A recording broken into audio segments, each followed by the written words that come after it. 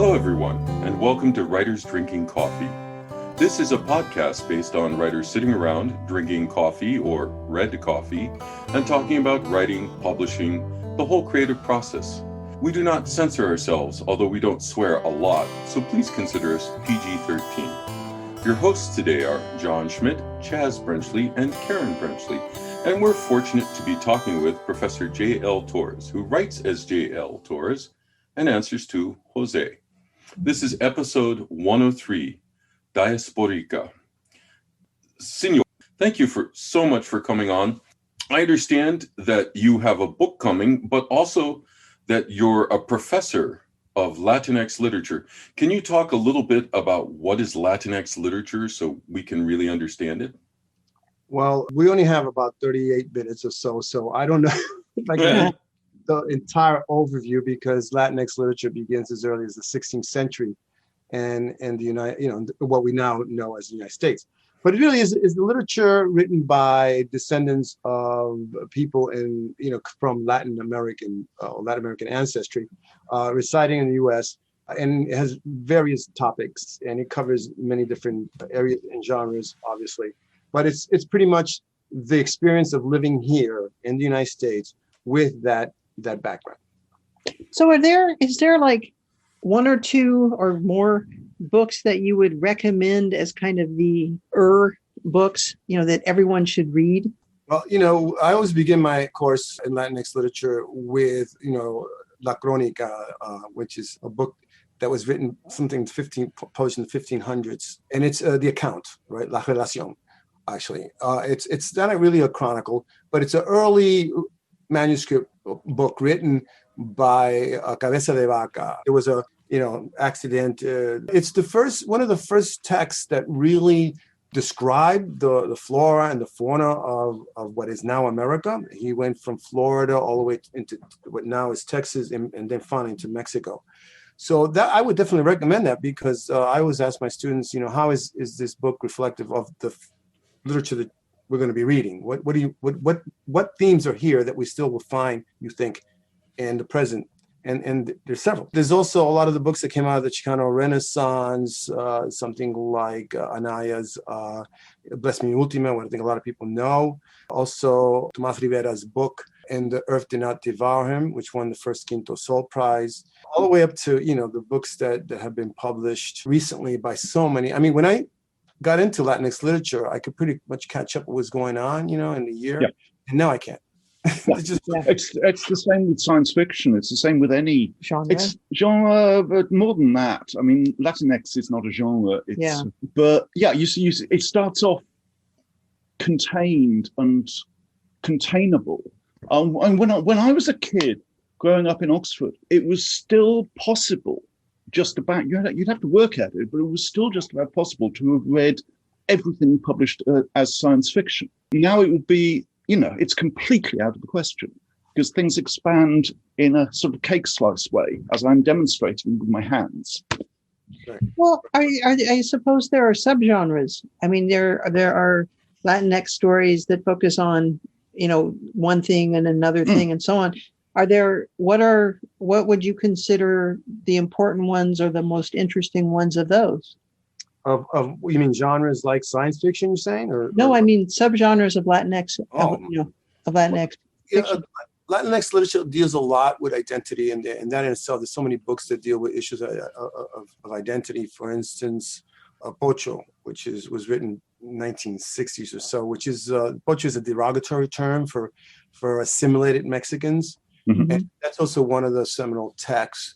Then there's issues that deal with the land, right? Like Under Jesus's Feet, I think, which is Montes, I believe. Books that deal with workers, Yeah.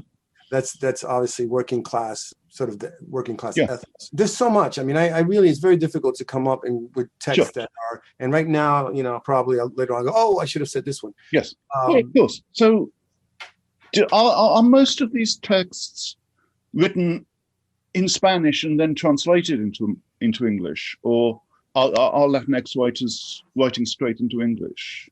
There were, for instance, the book that I mentioned before, Tomás Rivera's book, which rather the award that I won was named after Tomás Rivera. Oh, nice. Yeah, Tomas Rivera.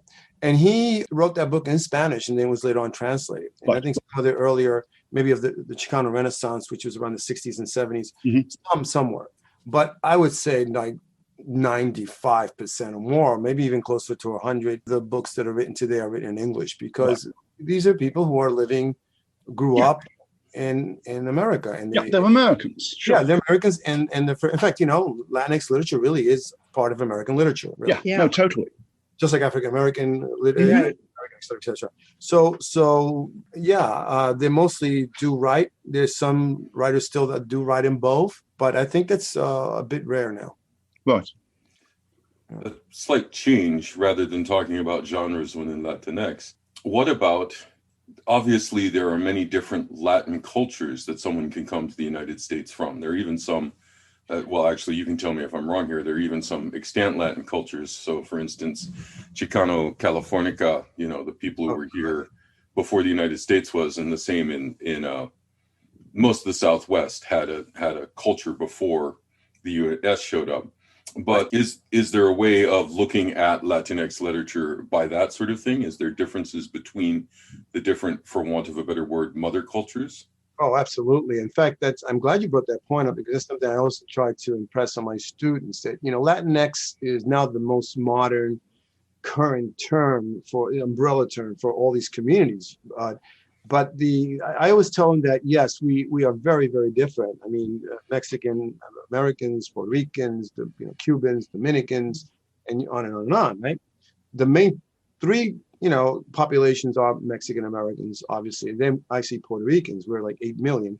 And after that, maybe Cubans. And then there's an increasing number of South Americans, Salvadorans, people from Guatemala, etc. And also people like Hector Tobal, who's, I think, if I'm not mistaken, I hope I'm not getting this wrong, but I think he's Salvadoran or Guatemala. No, he's Guatemalan. So there's also writers coming from those communities now are really, beginning to produce more and more. So there is a difference between them, but also at the same time, I like to say that we do have some, similarities and some affinities. I always tell them, because I am bilingual, I can go to, Mexico. I can go to any one of those countries in Latin America and get by. Yeah. If you read a Latinx text blind, do you think you'd be able to place its author within one of those subcultures? It's probably harder if they're writing in English, right? If they're writing in Spanish, I can tell you probably that one might be Argentinian, one might be, and by the way, I do read Latin American literature also. That's sort of one of the influences in my own writing. Oh, sure. But it's hard if everybody's writing English, right? Unless they write something in terms of slang, because what we call, Chicano slang, what's called caló, is very different than Spanish that Puerto Ricans speak. Mm-hmm. Right. So if I'm reading something and if I did not know that the writer was Puerto Rican or Mexican, and I'm reading, just you give me a passage and there's some dialogue and they're like, okay, this is a Mexican American writer. Right. So you can tell the difference. Yeah. One of the things you had mentioned is that it's fascinating when you say there's 8 million people, because Puerto Rico is not that big a place. But I totally believe you. It kind of feels like other islands where we have been blessed with so many people from Ireland or so many people from other islands. Can you talk a little bit about the experience of and the influence of your writing of what you call, and can you define it for us, please, the Diasporica? Okay. All right. So first of all, let me just make clear that those 8 million people do not live all in Puerto Rico. Actually, I assume they mostly lived in the United States that you mentioned. Right. That's exactly, but I put them all together because we're all Puerto Ricans, right? But the actually, because of the diaspora, there are more Puerto Ricans now living in the United States, as you rightly say, than in Puerto Rico. And now with the latest diaspora wave, because of Maria, which was devastating, and also the earthquakes that we've been getting recently, and of course the instability of the economy. There are many, many Puerto Ricans now in the last 10 years or so that have moved to the States, mainly like Florida. But Puerto Ricans live in all 50 states of the United States. Wow. You know, including Alaska, which to me is just blows my mind. Yeah. But, you know, I would. So anyway, that is the situation. And when it comes to your the second part of your question, John, I think, and I don't know if you might have read, I just wrote a guest blog in Mindy McGinnis's Writer Pants on Fire, and that goes into that a lot. So I would definitely, and your listeners, if they want to, they can go to that and get a better sense of, you know, a more coherent probably idea of what I'm trying to get at.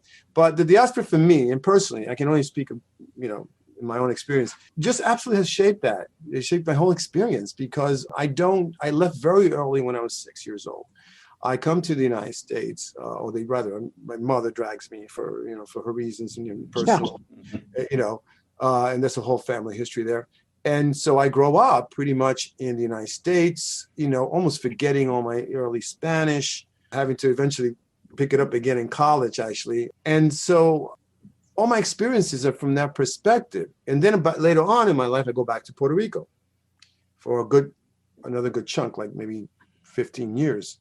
Mm-hmm.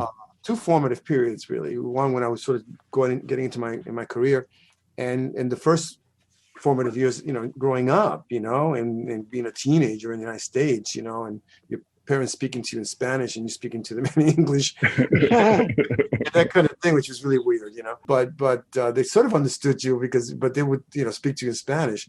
So, and it absolutely also drives my writing and everything I do, because I write what I know, which is, you know, Puerto Rican experience here in the U.S.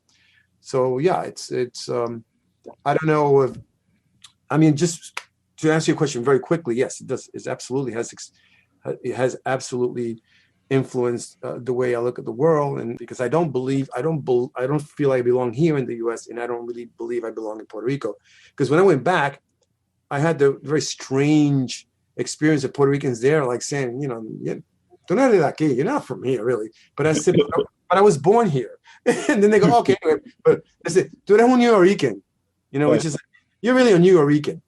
You're not really. Okay. Yeah. So, and then of course I come here and people don't, you know, like, where are you from? You know, that kind of thing. Yeah. So it's very hard to be in the in-between and kind of Does your Spanish have a Puerto Rican accent? Oh, well, you know, you asked me that if you had really knew like language, like Spanish dialects, you wouldn't even have a doubt. Yeah, it's pretty Puerto Rican. Okay, cool. Yes, But it's also probably New York. Yeah. Oh, yeah, too, because well, you know, when I was going back, I used to go back to Puerto Rico to visit my family and whatever, and they would call me things like Piti Yankee, which is like a little Yankee. Mm-hmm. They would call me Gringo. They would call me all these things, you know, and of course they would make fun of my Spanish. So it was kind of rough, man, growing up. Oh, I'm sorry. And these two worlds, you know, trying to fit in one or the other, and not fitting in either one. Do you think that's what made you a writer? That you have these two separate worlds to juggle together, and writing is a way to do that? I think you have something there. I really, first of all, learning another language, I was absolutely, you know, immersed in learning English. And at 6 years old, it's true what they say, you're a sponge. I'm picking this language up, which I know is different from what I was, you know, used to hearing. And I was fascinated by the sounds. I was fascinated by all the things that English, you know, was doing to me, you know, when I'm hearing it. So I would think so. I think if you're a person learning a language like that, you become more fascinated by language. You become more attuned to it than perhaps if you just, you know, grew up listening to it all the time, right? So do you think that experience, I mean, how did that experience affect your writing? Well, the kinds of experiences I've had, the idea of, you know, the alienation, the kind of isolation that you feel constantly, telling stories that I know are very close to me that other people aren't aware of. Because if you're a Puerto Rican in New York, your experience in your life is different than other people, obviously. And so I had a lot of material that I would like sometimes tell stories of things that happened in my family, and you know, like friends would go, "Wow, really?" I mean, because they don't know. I mean, it's a different kind of experience, whether it's working class, but working class with a kind of Puerto Rican, you know, when you don't know, like my mother, know English. So she has to navigate, the work area and all things from that perspective of not knowing English really well, right? Mm-hmm. And that to me was an experience that I lived firsthand, watching her struggle that way. Sometimes I would be her translator, for different things. Just also when you are another, right? The kinds of microaggressions that you confront, like nobody else, except if you are a person who is other, right? But for instance, in my case, so I go to college and people singing, West Side Story songs, Oh. that kind of thing, which does not happen, to other groups, right? So that's definitely my experience of dealing with people, So to this day, I hate West Side Story. Well, the thing is, no, I will tell you, I grew up in Idaho, which is about as white as you can get. And we actually did West Side Story. And that's pretty much the only experience of Puerto Ricans that anyone's had there. I mean, that's a shame. Yeah, exactly. I know. But, everyone had white skin. Well, now they can do some of Lin-Manuel is Puerto Rican, and In the Heights is actually sort of more Dominican, I think, based, which is interesting. But there's other plays now, that they yes. can get. Well, now, 50 years later. But So tell us about your book of short stories. Yes. It's called Migrations, and the title itself, right, tells you a lot about sort of the idea of the collection. Because I am a Diasporican, I'm a Puerto Rican from a diaspora, one type of diaspora, right? Mm-hmm. Our people have been leaving the islands. I like to say islands because we're really an archipelago. We're not one island. Yeah. And we've been living in the islands, for at least in the 20th century, many, many times, and many different waves. Some waves, spike higher than others. So it's 11 stories thematically dealing with moments in Puerto Rican, history that I wanted to sort of select and pick and see what my character or, my main character will go through that experience, whether it's the sterilization of Puerto Rican women in the 50s and 60s, whether it's descendants of Puerto Ricans that left in 1898 because there was a horrible hurricane there that devastated the complete sugarcane industry, which was the only industry. Yeah. And then they had to pick up and go to Hawaii without really knowing who Hawaii was. Yeah. And now there is actually a big community of Puerto Ricans there, and they call themselves Buriquis, which it's another kind of another way of saying Boricua, which is the indigenous word for us. So if you say to somebody, yo soy Boricua, that means I'm Puerto Rican because, I am sort of identifying with those indigenous roots, right? Which are the first peoples in the island.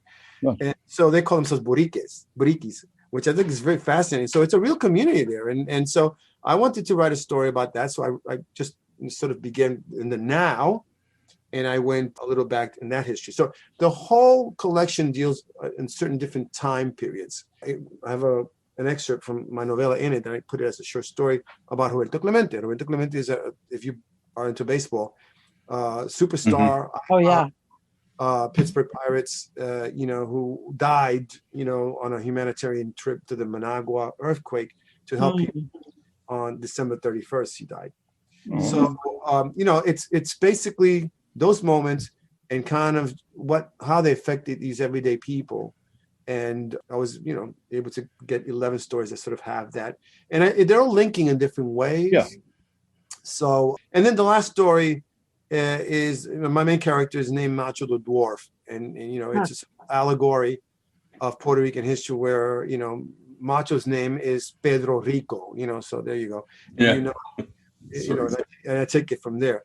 So that's basically it. Yeah. So your book of short stories, I mean, you had a book of poetry out there. You actually gave the name of it a moment ago, and you already had a novel. You're very crossed. Your book of short stories is available when?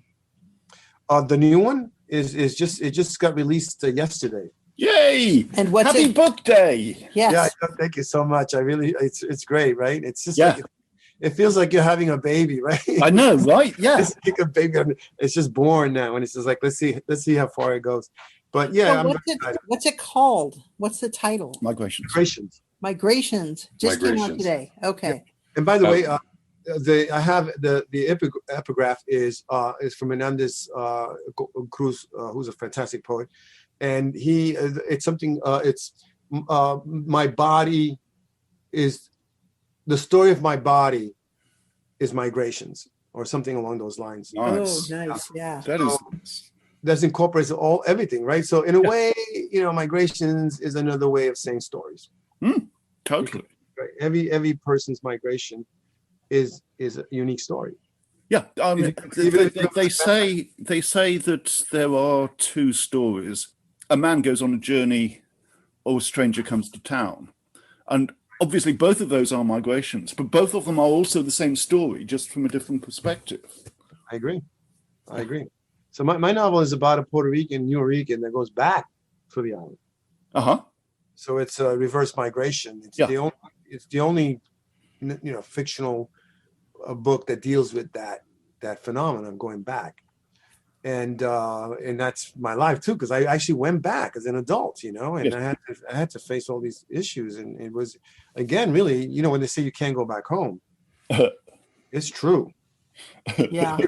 It's true, man. Yeah. You're not the same man, and it's not the same home, to quote the Greeks on it. Yeah.